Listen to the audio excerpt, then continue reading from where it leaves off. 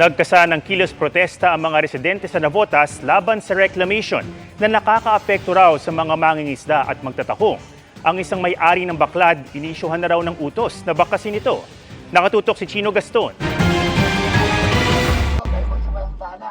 Umakyat pa sa seawall sa baybay ng Navotas sa mga residenteng ito at isinigaw ang pagtutol sa Manila Bay Reclamation sa lugar na makakaapekto raw sa kabuhayan ng mga mangingisda at magtatahong ng Navotas. Reklamasyon! Reklamasyon! Mula sa seawall, tanaw na ang tambak ng mga bato at lupa na gagamitin sa reclamation.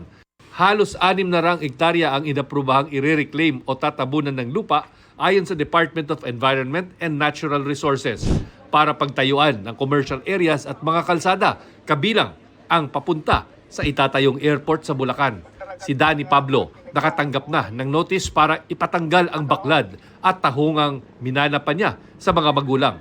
Di man tutol sa hangarin ng reclamation, sana raw Huwag na sanang tanggalin yung quad dahil dyan lang kami umaasa. Ngayon kung tatanggalin nila, bigyan kami ng lugar kung saan kami pwede.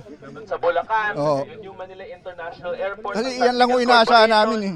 Pero sabi ng Navotas Agriculture Office sa notice, wala umano itong permit at paglabag sa utos ng Korte Suprema noong 2008 na rehabilitation at paglilinis ng Manila Bay. Taon na lang inasa natin. Ang isa sa dagat, wala na. Alos lahat ng malaking bangga ang umuhuli, nauubos lang. Ayon sa Navotas Police na nagbantay sa kilos protesta, wala pang utos na puwersahang tanggalin ang mga baklad ng mga residente. Mga illegal structure po kasi yung mga baklad.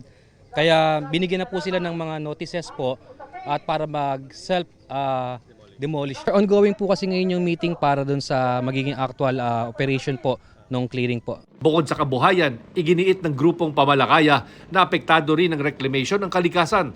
Sinubukan naming makausap ang mga kinatawan ng City Hall pero wala raw pwedeng humarap sa amin ngayong araw.